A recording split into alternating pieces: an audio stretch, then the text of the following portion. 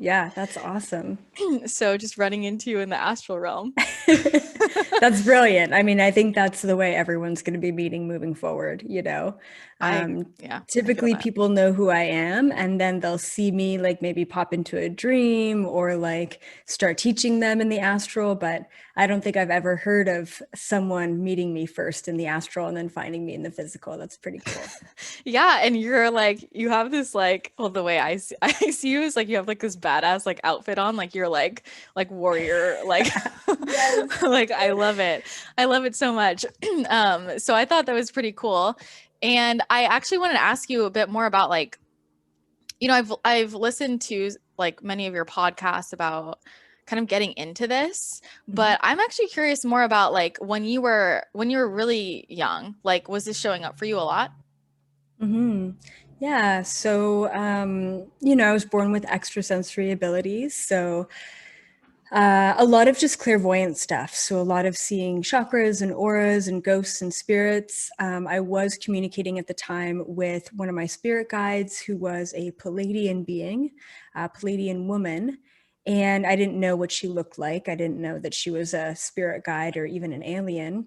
But that was kind of my interaction as a kid. I also had a lot of past life recall without actually knowing that it was a past lifetime, which was interesting as well. And of course, I was called the weird one, or the kid that didn't really fit in, just because of those things. But I also believe that so many kids have these abilities and experiences. They just don't know how to put their finger on it, or they're not supported in that. Yeah, and so like with your parents, how did or are they do they have these abilities too? Or like how did they respond when you started talking more about what you were experiencing? Yeah, so as a kid, my dad was very open-minded. He was doing energy work and stuff on me and my brother at a young age, which was weird because he was also an engineer and Catholic. So it's like Catholic, engineer, and spiritual or open-minded don't typically go well together. So I really lucked out in that case. My mom, however, was a little bit more very unconditionally loving, but definitely a little bit more kind of scared about some of the abilities that I had. Like, I think I was around the age of 8, and we had moved into a new house, and there was a little girl spirit, a girl who had died in that house. She was around my age, maybe around 6, maybe a little bit younger. And I would see her all the time, and she would want to play with me. And I would tell my mom that this little girl wants to play with me, but that she's not really here, but I could see her and describe her. And my mom would say, oh, you're just watching too many scary movies. And I think that that's kind of where a lot of parents go because they don't know how to navigate that. And I think it freaks them out, and luckily my mom is very open-minded and very just loving unconditionally. But she didn't know how to really help me at that time when I was scared about what was going on, so you don't really realize as a kid that certain things can freak adults out as well, especially paranormal things. Yeah, that's very true. Well, have you seen all the the TikTok videos now of all these parents talking about things that their kids are saying of like No. coming from different yeah, so this is a big thing on TikTok. One of my clients sent it to me. I guess all of these parents are like, okay, my child's talking about coming from this planet and this star system, and the parents are tracing it back and they're trying to figure out like, wait, what did we show this child? And this is how a lot of parents now are starting to really believe in this stuff because they're like, my kid didn't see this anywhere, and this child is Yeah. like 3 years old, and I mean, they're coming in so differently now. They're like, they know their mission. They're like 2 years old, like, I'm here for a mission, and like, It's like so true. spilling so much tea on like what was happening on other planets.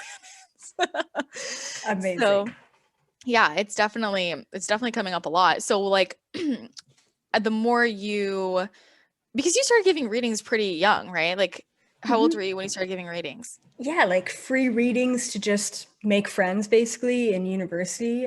So I was 18. I Hmm. started with past life regression rather than like a psychic reading.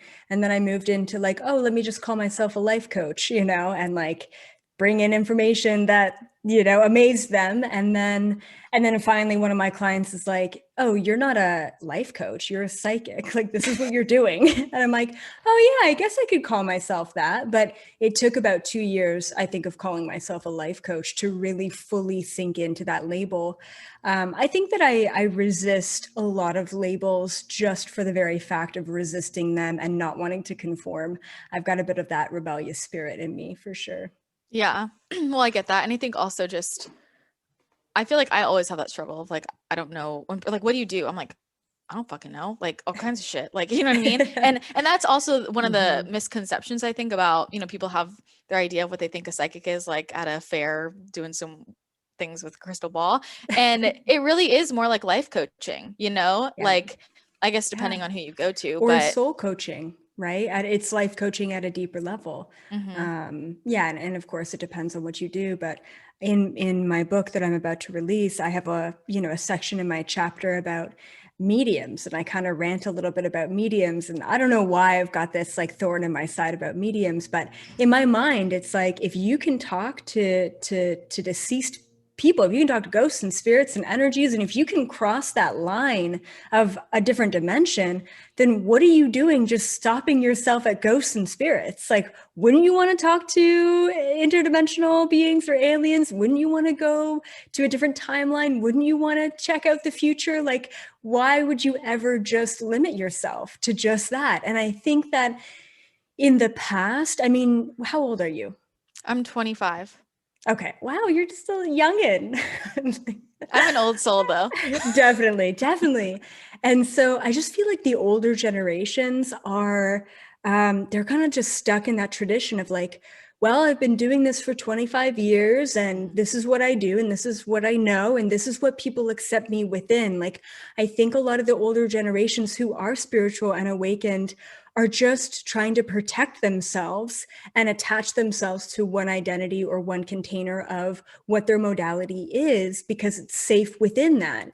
These younger generations are like, don't label me, right? I'm not just a channeler. I'm not just a psychic. I'm not just a medium. I'm not just a quantum physicist. I'm all of it, right? Like, and it's really important moving forward that we don't label and that we do teach the parents who are bringing in these starseed children not to label them either. Whether the label be boy or girl, you wear pink and you wear blue, or starseed or psychic. I mean, it's great to understand, but that understanding is only a placeholder for the acceptance that doesn't require a container of understanding in and of itself, right?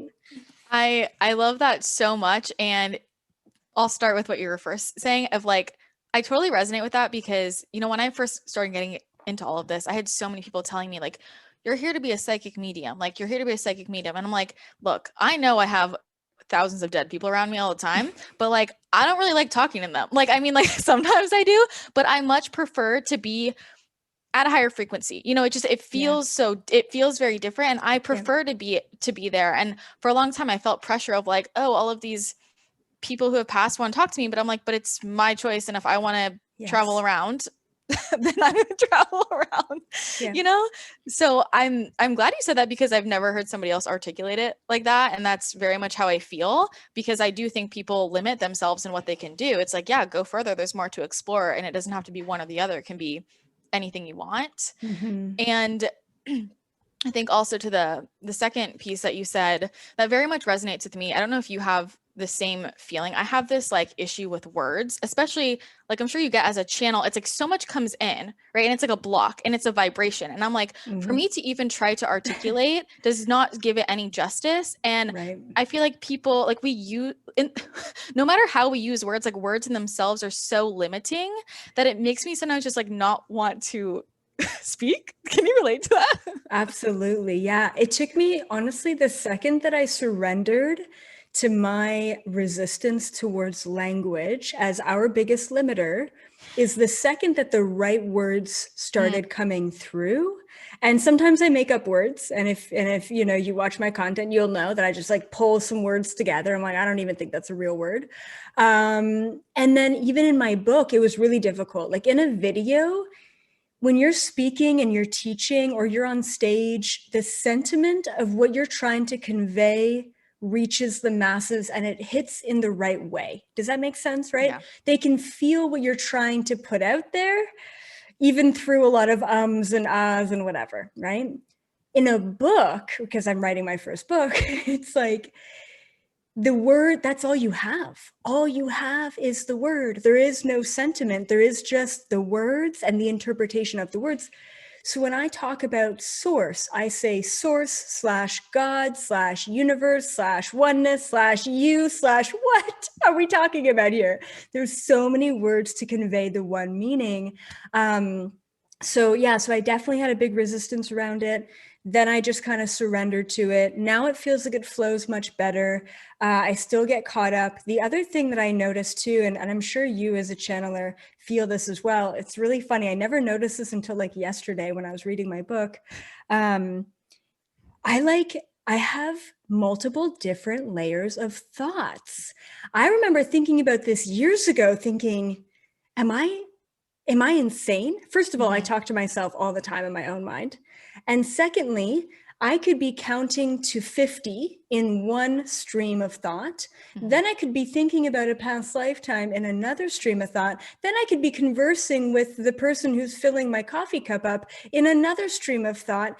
And in my book, I mentioned something, and then in brackets, I have another stream of thought within that sentence. And it's, at the time, it makes sense because I'm just like chatting with people and like also chatting about what's on my mind at the same time. But it's like this quantum state where you're trying to express everything that's going on in the moment. And I'm like, I'm cutting out all of the secondary thoughts to every sentence that I have in the book because it's too much. It's like, it's overstimulating for me to even read it back, even though at the time it really made sense to say it in that way and then to add in my perception to it. It's a lot. Do you have that issue too? Do you navigate that? I can totally relate to that, and how that just showed up for me a lot in the last month. So last month I did this, I do trance channeling. So last month I did this challenge where like every day for 30 days, I channeled a message, and I was trying to explain to people like, so I have that channeled video where like they're speaking through me, but then at the same time, I'm like talking to them. Like, I don't even know what's coming out of my mouth. I'm having a different conversation. And then they're also showing me different things. So then I recorded a video after where I'm talking about like what came through for me, like what I'm seeing, because I'm having all the visuals, audios like as me, but then also other things are coming out of my mouth. And then I'm also talking to them like, hey guys, can you slow down? Like I'm talking really quickly. Like there are so many layers. And I think that's something that even just like with channeled information, like in including with discernment of like every single thing that comes through, like feeling into it for you, part of that to me is realizing like every sentence, every phrase has so much vibration and so many layers. And like one sentence can be so powerful in a number of ways. And I think like, I mean, going back to you writing your book and like to the idea of words being limiting, I'm always just reminding myself like, but to me, what's more important than the words themselves is the vibration. And like, it's like, if I just charge that, like that's what's going to come through. And if people don't know how to look to the deeper layers, that's going to be a more limiting experience. But like, I can't really control that. Exactly. Yeah. Yeah. I've been really, I mean, I'm sure recently you've been in the same place too as a channeler, like so many downloads are coming through just if every moment. It's been wild. And I'm really appreciative, and you seem very grounded too, that I'm able to come back and be a human and cook an amazing meal and like chill and like stretch and do yoga and like watch TV and like just do the human things, and go to those places and have those conversations. So trance channeling is where you actually allow the being to come through your body? Yeah, so they use my voice. So they're effectively like, and it's filtered through my language. Like, so you can tell they're like limited by my vocabulary, but my tone is different. Like, and I'm not sure, the way I know what's coming through is because of what they're showing me in my head, but I don't actually know the actual words. Right. Yep. Yeah. When I did my interview with Gaia and the interviews with Ed, extra dimensionals, I brought through Hira, which is a tall gray ambassador, and then I brought through Khan, which is like a future 12th dimensional self. And I'm not a trance channeler, so I don't allow anything, even if it's just a parallel version of myself in. Mhm. So I was so nervous getting on there and saying, like, I don't channel the way that all these other channelers who have been on your show do. Mm. Is this okay? And so he's like, yeah, just do your thing, like whatever's comfortable. So what I basically do is I'll have like Khan, like the mantis being, or the, Octurian, or whoever it is that I'm talking to, they'll kind of be in my like vicinity in the astral. And then Mhm. I'll ask them a question and I'll speak it out loud, and then I'll get the download. Typically it comes through visuals. And then I explain what the visual is that they explain to me. And when I'm gaining access to the information, my human will come through and say, oh, wow, that's so interesting. Oh, okay, cool. But what about this? Yeah. So I have this like human commentary, which I don't Mhm. know how people perceive, or like if they really truly understand that it's like my human, our human has no idea at 25 and 28 what's about to come through. This has Yeah. not been researched. So I want to ask you a question then. What is your perspective and opinion on research and doing research if you are a channeler in that way? Do you do external research? Because you and I both know that not only is language limiting, but perception itself and other people's perception of the knowledge can also skew us and our interpretation of that Yeah. knowledge. Yeah, I do not do external research. I only do if it plops in my lap. Like I think that Yeah, I'm led to certain things. Like if somebody sends something to me and I'm like, oh, I'm meant to read this, but sometimes people will be like, you should read this book, and I'm like, I don't read books. right. Um, I don't like, and I'm so like I'll trance channel, and then I also channel similar to you the same way, where it's like they're Okay. not. I like to do it in different ways and kind of just get different information, engage for myself. How does this land for Yeah. me? Like, um and I, came into this from a very like scientific, I guess. Mhm. I was a very much a researcher. And the more I've gotten into this, and when I realized like I really need to channel, I'm like, well, I can't let anybody else's opinions cloud me. Yeah. Or I don't want somebody else's anything they have to say affect what's coming through for me. And that's also for me to just be really confident in myself of like, I know exactly what's coming through. Like I can stand fully behind this. And there are a lot of topics I don't speak to because if I haven't channeled it, I'm not going to speak to it.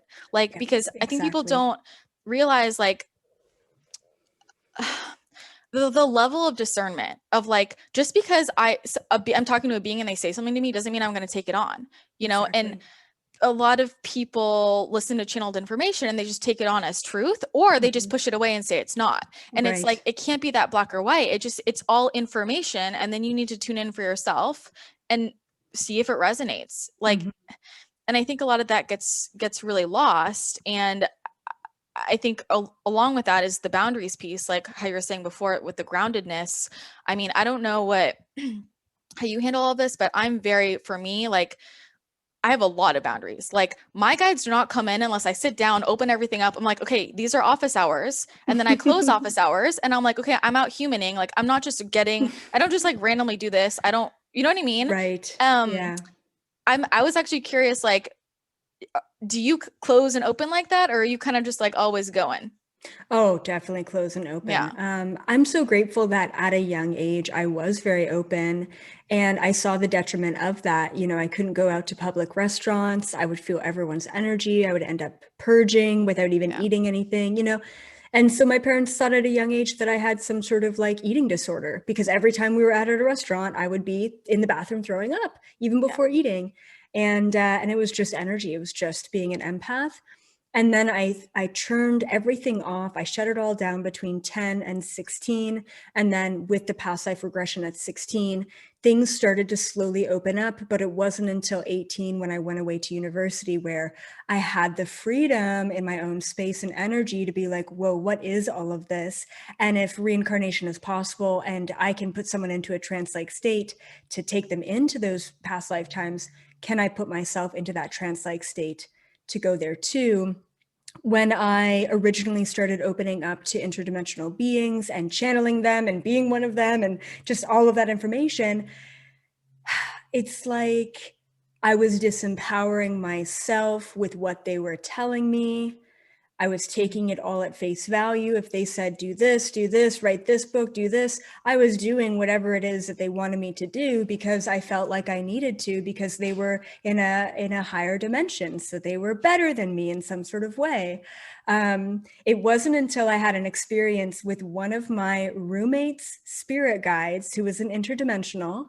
And this spirit guide, who is an interdimensional blue being, wasn't any of the names or whatever the species that we know of today or that are familiar. Anyway, so he had a full-on emotional breakdown on me. And I said, you're like a 10th dimensional blue being and you're emotionally breaking down on me? Like, what's going on with you? And that's when I realized, and it all clued in, oh my goodness, they're just beings still working through their own lessons because they're still confined in a body which has limitations that they're working on. So they're just like we are, and they are spirit guides, have spirit guides, and so on and so forth. Like, there's never an end all to be all other than just pure source, right? And that's really important for everyone to keep in mind, that just because it's an alien from another dimension doesn't mean they know any more than we do. And as a matter of fact, I learned this from taking a look at my gray interdimensional self. That was me 500,000 years ago, roughly, as this gray ambassador. And the one time I showed up to a conference meeting with the Galactic Federation, and they said, well, Elizabeth, what do you think of this? And I said, oh, let me just pull in Hira so that we can see what he thinks of it, which is just my past parallel self. And they said, no, we want you. And I said, well, why would you want me? I'm just 22 or whatever the age was. I'm like, I don't know anything. And they're like, but you've had 500,000 years of lifetimes between Hira and you right now. And it clued in. It's like, oh my goodness, I am the accumulation of everyone that I've been before. So calling upon a past life, even if it is an interdimensional self, we've done all of that. And, let's pull upon what we have right now. Right. So it's just really fascinating when you get into that level. But the downloads have been intense. And also, I don't know if you're like into this or you navigate through this as well, but timelines have been really crazy. Like, I really feel like we've been in some sort of weird time warp recently in the past month. Like, I'm like stubbing my toe and getting a future moment of how that stubbing of my toe is affecting, and unraveling the moment that I step into next. Like, it's just really, really wild. Like, I'm writing my book and I'm tapping into all the people who are reading it. And it's this overwhelm of thoughts that I'm getting from the future. And I'm like, no, be in the present, be in the present. So it's been really weird. Well, yeah, there's a lot. I've definitely been experiencing that. And I think that's also why, like, there are just so many more tools available to us, right? It's like going back to what you're saying, like, we're so disempowered. We think that everybody else knows more than us. Like, we know so much, but we've forgotten, or, consciousness been lowered in whatever way. And with all of these new tools, like, coming in, I just think it's really important that people, like, really know how to use them, right? It's like, because I'm really grateful that my gifts opened up in the way they did, because I never had this extreme overwhelm of like so much information. I have a lot of clients and friends who it was just, devastating, Totally. a lot of like psychiatric words and things like that, and like, it can be very, very overwhelming. And I think that's like the boundaries, the discernment, like all of this is so important to talk about so that we can sort through it all. We've been so used to like thinking everybody else knows better than us, and like, for me, that's part of why most trance channelers I find will channel like 1 to 2 beings, and I channel way more than that. And when I first started getting into it, like, which is not something I wanted, I will say, which is also I think why it happened. I would play with this where I'd ask a question and I would tune in to like 5 different people and I'd watch back the videos and I'd be like, they all have a different fucking opinion. Like, exactly. So, which is really interesting. But with the timeline thing, I actually haven't said this anywhere, but I don't know if you've experienced this. My vision has changed so much that my vision in this reality right now feels like my dream state used to feel, and my dream states feel clear. Like, wow. And I've been like trying to handle this myself, of like, especially in the last 3 weeks, of like so many Mandela effects, like where it feels like to people around me that I'm like losing my memory, which I guess I am in a sense. Mhm. um, it's been very disorienting, like Yes. really intensely things that are, I'm like, I did that. Like, no, you haven't gone there yet. I'm like, I was just there. Yeah. Like, it's wild. And it's like Mhm. that combined with, I don't know if you've been having a lot of like psychic attacks. I don't usually get that, but it's been super intense. Mhm. Um, there's a lot of shit. Totally. There really is. To the point where I feel like with the Mandela effects, I feel like I'm like, I should just take a picture of everything that I'm doing Yeah. because it's changing so rapidly. And Mhm. I'm so looking for the proof. And like, it was like that a moment ago, right? Like, Yeah. so, and actually, one of the chapters that I'm just working on in the book is all about flipping from 3D memory to 5D memory. And I'll just kind of briefly explain this concept. And because I also don't do any external research, I have no idea if anyone's ever even thought about this concept before. But basically, our 3D memory is our brain, right? And you can think about it as like a 100 gigabyte external hard drive storage device. The problem with a 100 gigabyte external hard drive is that there's limitation. Most of the limitation is within space, but there's also limitation within time and being able to access the memories of the past. So, for example, if I were to lose my keys, right, which actually I have no idea where they are right now. If I were to lose my keys, and I would have to go back into my memory in a 3D way to say, okay, so when's the last time, trace back to the last time I had my keys, where did I put them, then what happened after that, then what happened after that. It's a very linear way of having to go back and trace it all back down. The 5D memory, which I'm teaching about in this book, is I call it 5D memory cloud storage. So it's just your soul taking in everything, every experience, every emotion, every vibration that you exist through in every incarnation infinitely. And it stores it in your soul, in your cloud storage, in your 5D. There's no limitation to where it's being stored, how it's being stored, and what you're able to access. It surpasses all space and all time. So instead of needing to trace back your thoughts and your memories in the 3D linear traditional way, you actually just stop what you're doing. You let go of reaction, especially if you've lost your keys and you're late to go do something.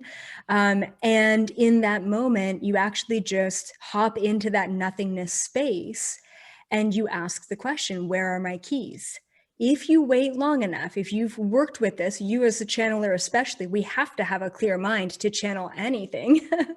So when we get to that place, we're like, where are my keys? Boom. The thought instantaneously pops into your mind. You know exactly, oh, they're in my duffel bag of my gym or what gym bag or whatever.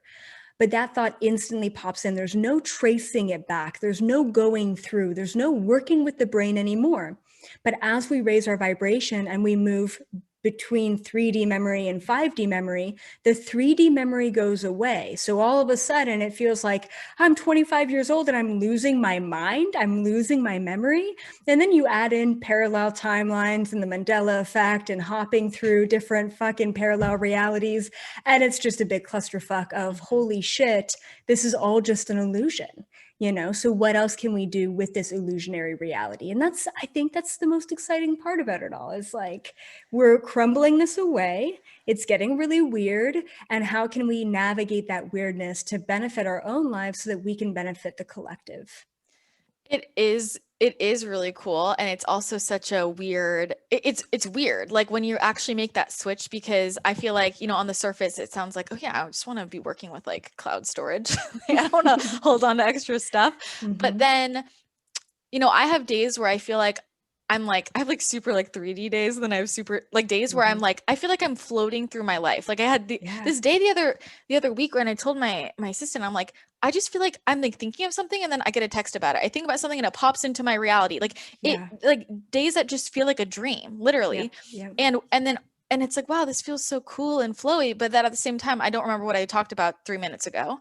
Um, and it's very uncomfortable, I think, for people when like, we've just been so deeply in this energy of like, how do we do? Like, how do we do through the world? Like taking Right. action, like very linear. And now we're really shifting into this state of like, we're being in a different way. And Yeah. so many people are just uncomfortable being in the current moment. And like, you can't really just work with cloud storage if you're uncomfortable, like purely being in one moment, you know? Well, also working with cloud storage, downloading information, hopping into your clairs, right? And your clairvoyance and what have you, all those abilities.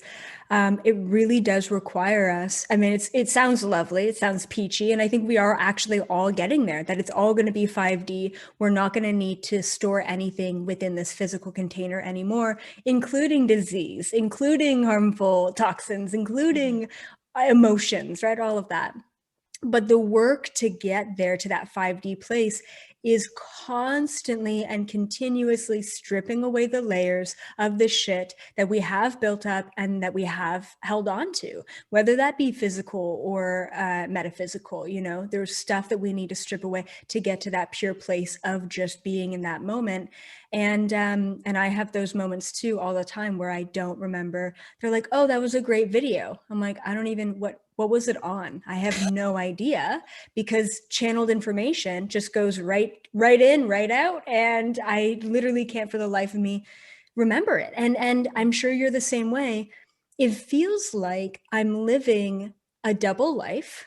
Yeah. It feels like I'm just Elizabeth doing my human things and the world sees me. My neighbors see me. They have no idea who I am or what I do. Like, I feel like I'm undercover and I love it.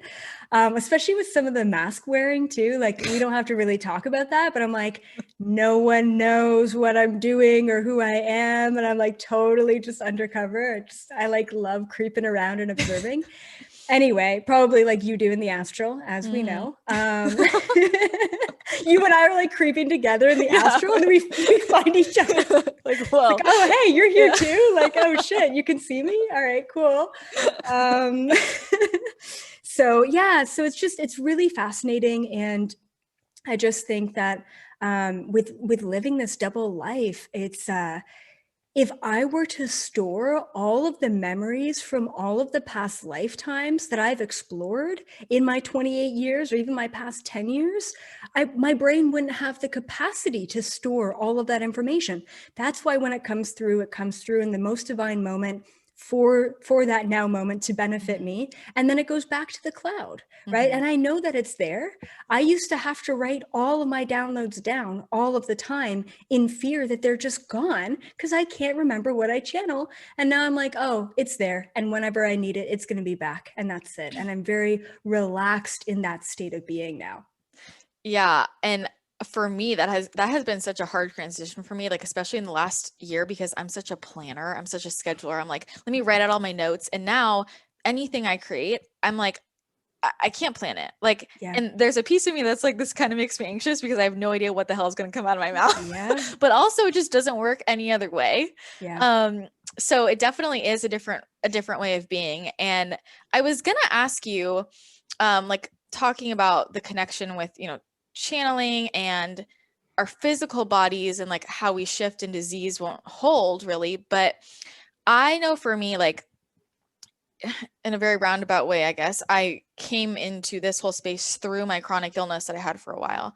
Um, and I see this really commonly with people who have chronic illness of like, I'm like, you're super psychic. Like, this Mhm. is just you waking up. Yeah. And I know you've mentioned that you were diagnosed with lupus.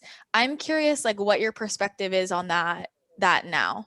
Yeah, I've also noticed that autoimmune is probably one of the number one things that I see with a lot of people who are psychic and spiritual and really just starseeds, like really not from this planet. And the reason why autoimmune specifically is because when our souls, our astral bodies leave our physical body for an extended period of time over and over and over again, our bodies start to break down and not function. And actually, our bodies start attacking itself. And there's that aspect of the autoimmune because we don't love our bodies. We're not in it. We don't care. We don't want to be here. And a lot of these, old souls and starseeds have no idea that they are damaging their physical body by just floating away. And that's what I was doing for many years, trying to escape this reality, basically, like, get me out of here. Where's the spaceship to take me home? And then I had to come to the conclusion of, oh, I really just don't love myself, my body, and I need to bring that love back into the human. So, that was a huge pivotal point in my life. I think more so having to do with we can overcome anything with our vibration, our focus, our energy, and that self-love piece is key, especially for any sort of old soul who's struggling just to be here and exist. And we can't get to a place where we have the luxuries of tapping into other dimensions and realms until we figured out the human shit. So when moving between 3D and 5D, it's not 5D that we have to worry about. That soul piece, that unconditional energy and frequency, that's always constant. That's always out there. It's the 3D and the complications and the entanglement and the attachments and all the bullshit that comes along with being human that we have to scrape away to just allow gracefully the 5D frequencies to come into our reality. Yeah. And I see a lot of people who, get into all of this, like, yeah, I'm a starseed. And then I feel like they're spending so much time trying to like not be a human. And Yeah. I fully believe, and I've experienced, I'm like, the more I ground, the more psychic I am, like the more connected I am. Exactly. It's so counterintuitive for people, but it's true. And it's like, you didn't sign up to like, if you didn't sign up to be here to not be here, like do the damn thing. If you wanted to be an interdimensional being, if you wanted to be even a soul just floating around in another dimension, that's what you would be. But you signed up to be a human. Yeah. So like you mentioned, be here. And it is only when we really anchor in our grounding cords where we're able to travel farther and faster than ever before, because we can come back so much easier. So a lot of people are floating in between two different dimensions, and that's where also psychic attacks and the heavy energy comes through. But recently, that heavy energy, I mean, I've been feeling it too. So triggered. I'm like, what's going on? This is not who I am. But I think Mercury in retrograde and the freaking 6 planets and Aquarius, all the astrology stuff, I think is what it is. I could say, oh, it's a past life, but I haven't felt that. I haven't felt the personalization of that. I could even say, oh, that's a psychic attack. But once again, I haven't felt the personalization of that. I do want to mention something about psychic attacks, because I've definitely dealt with them pretty much my whole life. Being in your body and being in 3D is actually safe. You're actually protected by being in your body. Like, I remember when I was like really into channeling ghosts and spirits, I was living in a house, of course, that was haunted by a very dark spirit. He would watch me sleep. It was just really creepy what this thing would do. Anyway, so I kind of challenged it the one day, bad decision. And I said, yeah, if you're so powerful, move something. And I had this like container on my desk it was like a giant cream bottle, and the whole thing just tipped over right in front of me. I'm like, okay, bye. Never mind. Let's just throw on some TV. And it was actually in pivoting. And I know that distraction isn't great, especially when we're talking about these higher concepts, but it was pivoting my focus from the kind of intermediary 4D realm into the 3D realm, where all of a sudden, nope, this is it. This physical desk and this laptop and whatever are the only things that exist. And here I am only existing in this realm. There's safety in being in 3D. As you raise your frequency into higher frequencies, that's where there's some icky stuff we need to go through, some trudge that we need to go through in the 4th dimension frequency. That's kind of where all the psychic attacks exist before we pop into 5D. And then it's really great and blissful and you're above it all. But we're either like, and I've downloaded this so recently, like we're either instantaneously popping from 3D to 5D, and there's things to think, there's pros and cons to that, or we're gracefully moving from 3D, 4D, 5D. The ones who are scared of mental illness, the ones who are scared of going into a psychosis, that was a huge fear of mine for many years, because that's what's happened in past lifetimes. I always wanted to gracefully move. I'm like, if you're going to give me a new ability, give it to me gracefully, because I'm not ready to have it all at once. So you move between 3D, then you move to 4D to get to 5D, which also has pros and cons. And that kind of graceful move is where you have a tendency of getting attacked, because you don't actually know that you're moving through a dimension that has a lot of icky stuff and like sharp corners and things like that in that reality. I think I love that you brought that up. I'm so glad you brought that up. So thank you. And I think as you say that, I was thinking, I'm like, now that I think about it, I feel like one of the best things, I had a mentor a while back that she would teach me to, like, depending on where I felt like I was getting attacked, so to speak. I don't really like that word, but we'll just use it. Like shifting my energy, where it's like, if it was a spiritual attack, she'd like, get down into your body right now and move.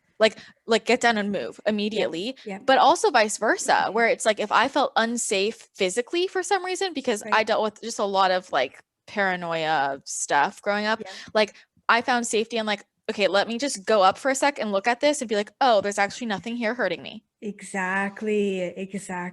I mean, it takes a very aware and strong soul to be able to pivot into the different frequencies and do it consciously, but like you mentioned, sometimes we're forced to do that through circumstance and environment. And I'm so grateful for all of the psychic attacks and all of the really fucked up shit that's gone on, that is just so unexplainable, because it allowed me to get to this point where I see both sides of it. I see the darkness, I see the light, and I appreciate both. And I wouldn't be who I am today with the ability to navigate without the polarity, without experiencing that. And it's honestly, it's triggering for me to observe any other teacher who hasn't been to the dark side and who just talks about the fluffy stuff, and I'm like, you're missing it. You're missing a huge part of it. Just like only talking about the physical is missing the non-physical,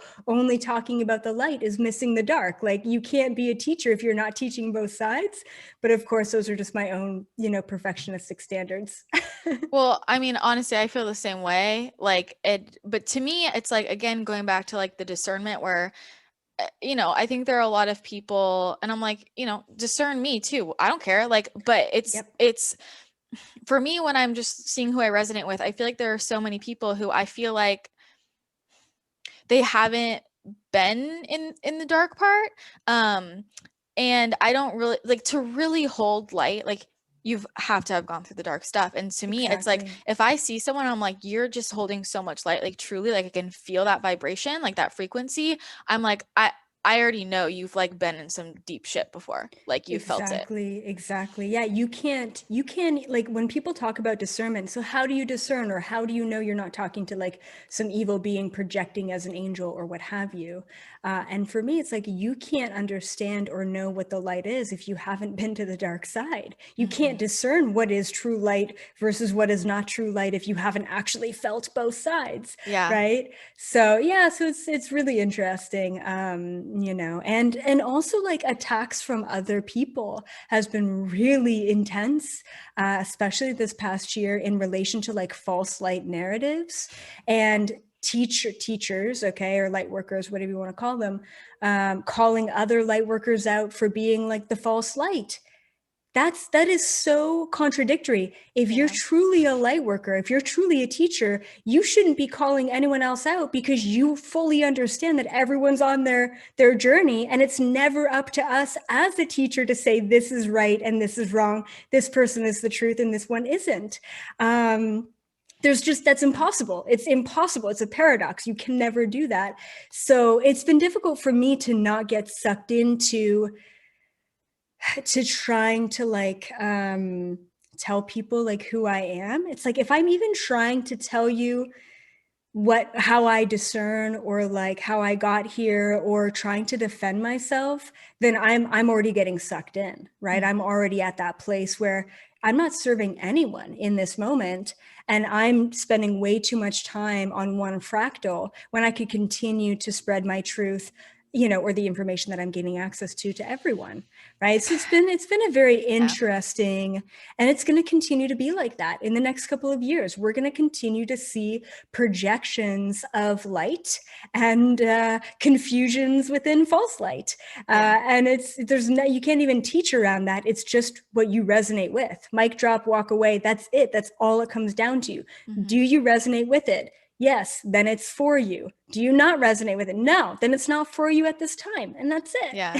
Yeah. Well, oh man, I mean, I totally agree. I think that I've seen that a lot happening, and I'm like, I think that speaks for itself. Like, there's nothing that needs to be said. And I have this extreme, like, it's a trigger for me of like, if I feel anyone wants me to convince them of anything, I'm out. I'm like, I'm not here to convince you of fucking anything. Like, I'm like, that's not my job. And if somebody tries to, because what I see people doing is I feel like they try and pull other people into like, I'm like, don't ask me to be your moral compass. That's not my job. Exactly. Like, I'm not, that's not me, and I think it's really important for people to realize, like, I talk a lot about like the frequency of your questions. Like, people ask questions and I'm like, but I feel the energy behind that. And what that really is like, prove this to me. Yes. And like, I'm not playing. I'm not, playing I'm not playing your game. Yeah, because it is. And like with what resonates, I think something that was really interesting for me that a lot of my guys were talking about is like, they talk about it like a vibrational set point of like what resonates with you. You have to realize like what resonates with you is going to be a reflection of your frequency. So if you're like actually in the lower frequencies, the things that resonate with you are going to be those lower frequencies. And so it's like, versus like if it resonates for you, it's like your highest truth. It's not necessarily your highest truth. It's like what is a match for you at that time. Which I think is like really valuable to realize. And it's really shifted the way I discern, because I'm like, okay, does this resonate with me right now? But like, let me step into like me as a better version of myself, like a higher version of myself, a higher frequency, and see if my answer is different, if it resonates with me then. Because I know there have been people who I first meet and I kind of push away because I'm like, there's something here that doesn't fit. And for a long time, I thought that was just like a no, when many of those people actually were just like really high frequency. And I felt that gap, and it was so expansive that I was like, this is too much. And it took me a while to learn, like, take a step back and be like, okay, I noticed the gap in the frequency. I need to actually feel into like, which direction is it? And if that makes sense. I love it. I love it. This is such an important concept. And I think that if people in a lower frequency are resonating with lower frequency things, that reflection needs to be shown to them over and over and over again. That's what they gravitate to, in order for them to take a step back from that paradigm or that programming. So, it's, and it also is aligned with what I've been channeling so much recently in the past couple of months, which is how much of this reality truly is an illusion, how much of what we think and perceive and know and act on is all just an illusion. It's all just based on your perception, which is based on memories, which is based on, who you are in this moment. But if we forget all of our memories of who we've been before, it's such a limiting view of what's going on in the moment. So it's, I think if we really do surrender to the whole, this reality is an illusion, it is what you make it, that's really empowering, even though some people can get stuck in the fear or the disempowerment of that concept as well. Well, isn't that so interesting that like, I feel like this all the time. I'm like, the things that empower me the most for other people are like so triggering, and they're like, that can't be, because I mean, so many people build up what this life is about and how they're moving through it. And then it's like, well, if it's all an illusion, that's like, no, like, I worked so hard. Right. Like, exactly. Yeah. It's probably, it's hugely triggering. So, or if you're stuck in victim mentality, right? And you're like, well, it was my boss who decided not to give me the raise. And now you're saying that I create my own reality and it was me who didn't give me the raise. Like, if people are stuck in that victim, they can't follow through with, no, I created this. So, oh my goodness, I can create something else then. Right. And that really opens that up. And recently I got like really, I don't know, like attacked, once again, isn't the right word, but, very projected upon recently, that that my belief in we create our own reality is dangerous and it's racist and it's all these things. And I really, when I encounter a projection, I always check myself because I'm like, okay, why did I create this? Right? What am I learning from this? Clearly, this isn't someone just projecting on me. There's something there. So I took a look at my belief and how I was kind of explaining it, and I came to the conclusion of no, there is no changing this. If I was only going to teach one thing for the rest of my entire life and every life after that, it would be that we create our own reality through our conscious intention and focus. There's no other way to get around that. That is like the most fundamental belief in my teachings, and there's no way that I'm gonna be not teaching that or tiptoeing around that anytime soon. Yeah, that's actually something in the last this morning I was like I kind of lost it over that because the same thing came up for me around like manifestation, and like to me it's super empowering. Like for me to realize like Yeah, the shitholes I found myself in like were of yeah, my own making, then I'm like, well, then I can get myself out of this damn thing, right? exactly. Like to me that's so empowering. And I think what it comes down to is it's like if someone's not ready to hear, it's I think it's sad to me Hmm. because so many people could shift their lives in the most amazing ways Yeah, if they were willing to just set their ego aside for a sec and yeah, like explore a different way of thinking and yeah, try it on. And I'm like, I always tell people, I'm like, you don't have to believe it, but just treat it like a science experiment. Try test out the hypothesis, try it on. Like, yeah. but it's just sad to me that so many people resist that idea of like we create our own reality, and it's like you're missing out on so many amazing things, what at the expense of like I'm too in my ego to admit that things came in for my greatest growth or I chose them in some way whether or not I consciously remember doing that, you know? Right. It's very sad. Yeah, and one of the things that was said was, well, you wouldn't go up to a homeless person and tell them that they created that, would you? And I said, as a matter of fact, I would love to develop a whole program where I teach homeless people this very fact that they created this and that therefore they can uncreate it. When I realized that I created lupus in my body, boom, took me 6 months to uncreate it. I mean, that was everything, that is everything, right? Especially for people who are suffering right now. So Yeah. yeah, so I'm glad that you're on the same page with that. So Oh, important. totally, totally. And I think this is where it gets into like people like to compare trauma. And I'm like, this is it's all relative and Yeah, like what like I'm like, you don't know what happened to me in my last life. You know what I mean? right. There's Yeah, just yeah. there's so many it's just useless to compare it really. Hmm. And um for me, I remember when, coming with the first time I ever came across that idea of like all my illness, like being Hmm. in the hospital, all these things happening to me, all of the abuse I had, like all of Yeah, that, I'm like, I was so triggered. Be like, I didn't choose this. Like, yeah, I remember being like, I'm a good person. Like, yeah, of that was what I thought, right? course. That's what I thought. But then I was just pushed. It was so great, right? Like I was pushed into surrender where I hit a Hmm. point where it's like, look, I have nothing left to lose. So like I'll whatever. Yeah, okay. Right. Like and I think the distinction is if it's this makes it easier for people to digest is like it's taking responsibility for the healing. Like because if you don't want to take responsibility for it happening, like take responsibility for the healing of it. And to me, I feel like every time I feel like I'm pushed down, I'm like thank you, universe, for my opportunity to show you that I'm a fucking badass and I will overcome this and become a stronger Hmm. person because Hmm. I wouldn't be facing it if I wasn't able to handle it. Exactly. I always find like the darker you go, the brighter a light you shine, right? Hmm. So the deeper, the worse the breakdown, the more empowering the breakthrough. And whenever I hear someone's story and it's just like they're just getting shit on every single step of the way, I always turn to them and say, you are one of the most powerful souls that I've ever witnessed because you chose and you knew before coming into this life that you were strong enough to deal with all of this. Like, round of applause to you to sign up for that. Like, wow. You were strong enough to go through this. You put this on your path, and now here you are getting the information and coming to this realization. So Yeah, so it's all different perceptions. And still, at the end of the day, there is no right or wrong. It's just wherever you are is where you need to be.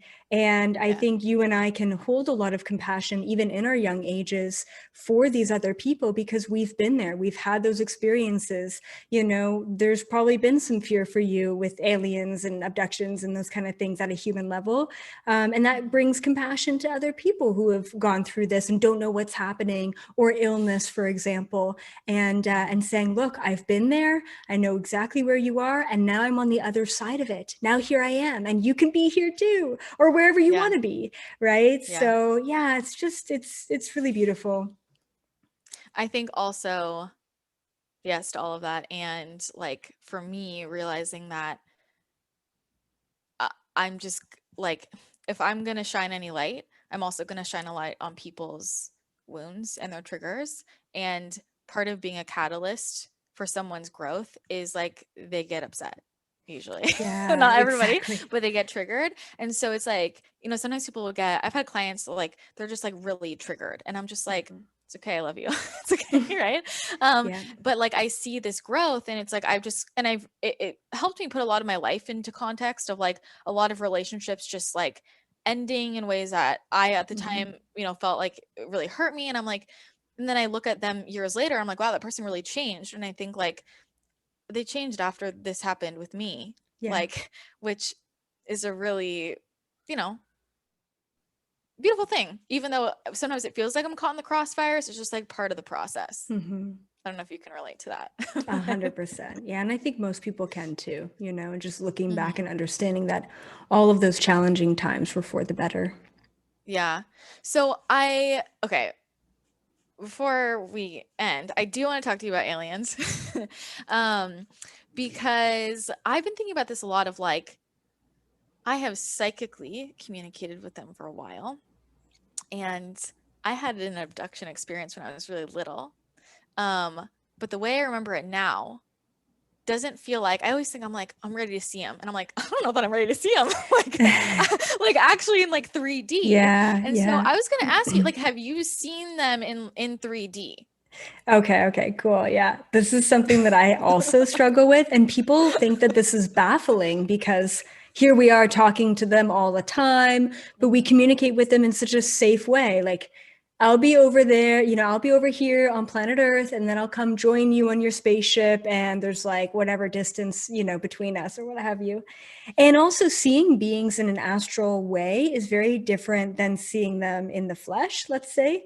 Um, so yeah, I have had moments, the majority, like 98% of my experiences with interdimensionals are all astral, I mean, they're physically existing right now, but I go up there astrally and it's very dreamlike, as you know. It's very, and sometimes it's very visceral where they like touch your astral body and you can feel it. Like there's ways that it crosses over. I have had a couple of moments in childhood. I was abducted, I think 5 or 6 times between the age of 4 and 13 years old. And I totally got my memory wiped until the age of 24 when I decided to have a quantum hypnosis regression session. I don't know why I never looked into to abduction experience. I guess I just never really knew that I had them. When I did this QHHT session, um, I mean, all of a sudden, all these memories of being with these grays in the flesh, holding their hand, getting beamed up to the ship. I mean, it was all very visceral. And if you have a problem with your memories of those abductions in childhood, I would definitely recommend to you a QHHT session because you get to remember it. It's very visceral. You remember all the details, but it's also in a safe container of like, let me Mhm. just go back there. Uh, and yeah, so that was that. It was very pleasant. I was taught on a spaceship and they taught me about quantum physics and energy and consciousness. And I call it Earth School that they taught me on. And then what was my other physical? My other physical experience was actually getting physically abducted at 18 by the tall whites. Very scary, very, very scary. But it was also very vivid. And what else was, oh yeah, and then also years later, so I think I was still in my early 20s, maybe like 21 or 22, and I had these, so yeah, okay, I'll just kind of explain the situation.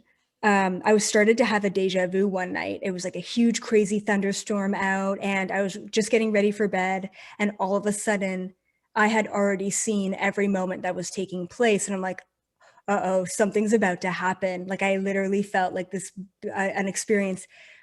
I know that I remembered that memory to prepare me for what was about to happen. And I knew in that moment, I'm like, I'm going to get abducted tonight, physically. And so I said, nope, nope, nope, nope. I'm really tired actually. And I've been writing this essay for university. So this is not a great, not a great time for me tonight to do this. Right. Like, let's not, just because I was so scared. Like I knew they were going to abduct me. I was so scared, even though it was my friends, my family, like my cousin. So then like I get ready, I'm like in bed, my cats are around me, and so I said telepathically, I said, guys, please not tonight. And this booming voice came in and said, if you don't want to come to the ship because you're scared, and we get that, then we have to come down. And I said, because they had to upgrade me, right? It needed to happen that night. So I'm like, okay, fine. The second I said fine, this giant, like it literally looked like a lightning bolt in the middle of the room, this giant flash of white light came. And there was 7 half gray, half human hybrids who all popped up around my bed.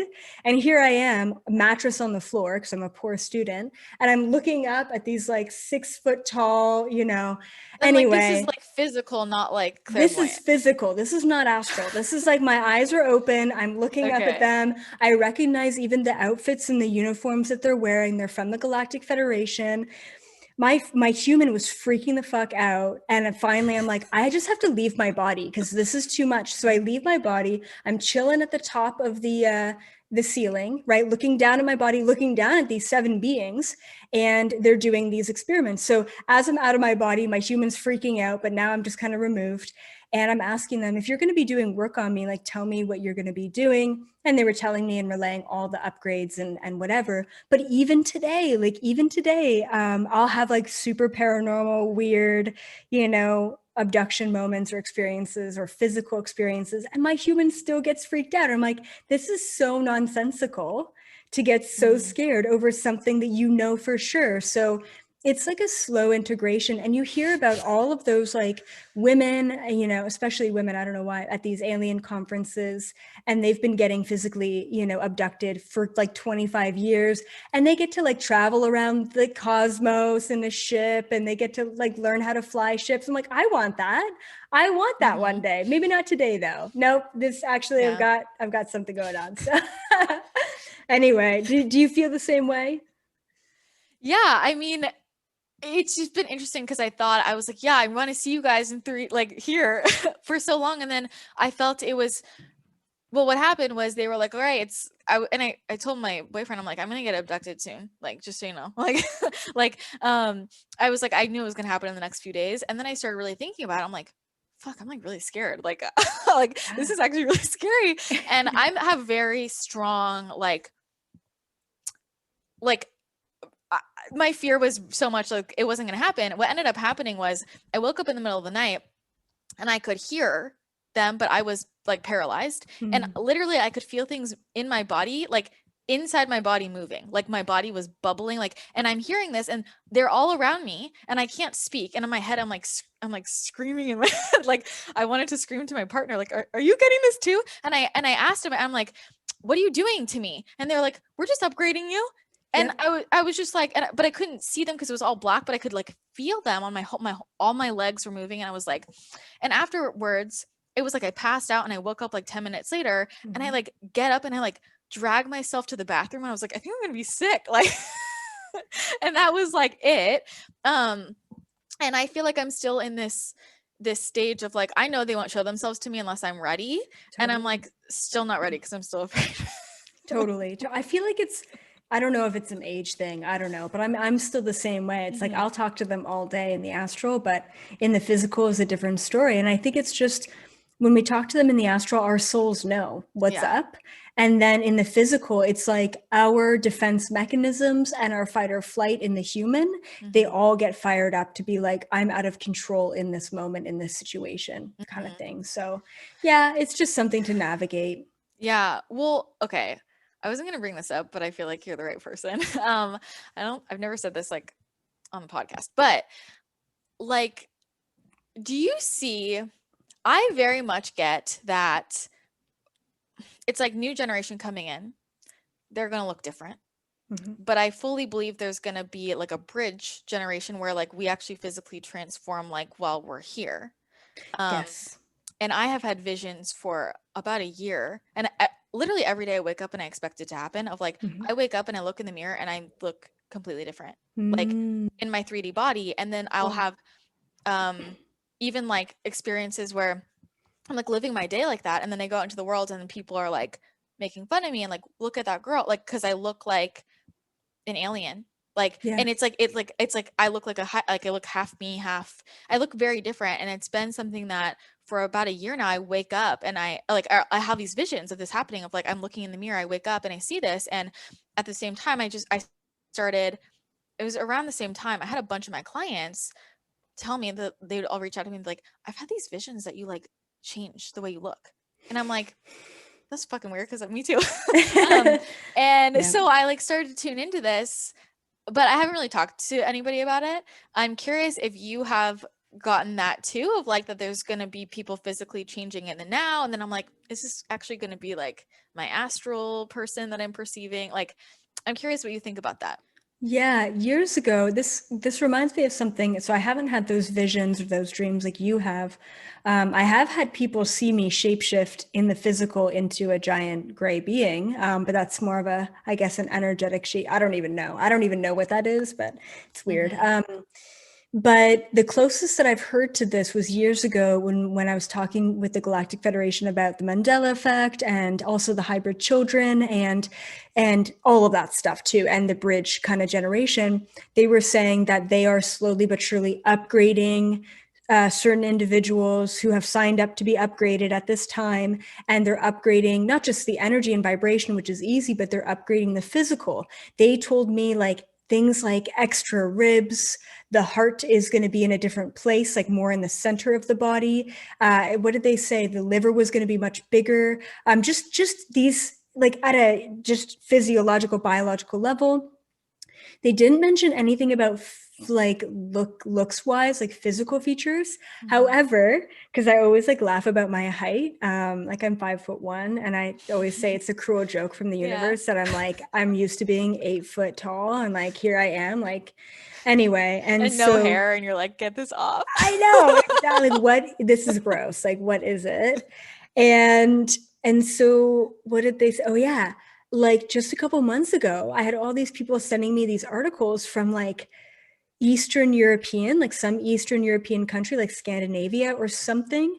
Um, these people were waking up like 3 inches taller. And so I'm like, yo, hey guys, whatever experiment you got going on over there, like bring it on over here because I Hmm. could use some inches. Hmm. So we're starting to see this happen. And I do think that even the kids these days are being born with not just extra senses, but also with physical aspects of their body that can't be explained really in that way. Interesting. Interesting. I mean, it all makes sense. I wouldn't be Yeah, surprised, but I guess we'll see. We'll see how it plays out. But yeah, I've been totally. getting that vision for a long time, and I'm like every day I'm like, That's cool. Do I look different today?" Yeah. Like, so I guess we'll see. Um, and the last thing I was gonna ask you is like, I mean, how do you feel about like Galactic Federation trending now? Like you've been communicating with them for a long time. Yeah. Um, and I'm curious how you feel like, I actually don't even know what people are saying about them, to be honest. I just know it's trending. Yeah, Like, totally. Well, I think what's really interesting is at the beginning of 2020, the video that kind of blew up was a Galactic Federation download, like a message from directly from the Galactic Federation. Now, mhm, I've been channeling them since 2011 and almost every month checking in with them. And then finally, 2020, well, really end of 2019, they're like, okay, we have a transmission and you need to give it to humanity. And I'm like, okay, cool. Just like I gave all my transmissions from you guys to humanity, I'll just say the transmission. They said, no, You need to say that it's from us. And I said, what? Are you sure? Like people are ready for that? And so they're like, yeah, you know, and so that's what I did. And that video just took off. And then it was 8 months later or whatever in December of 2020.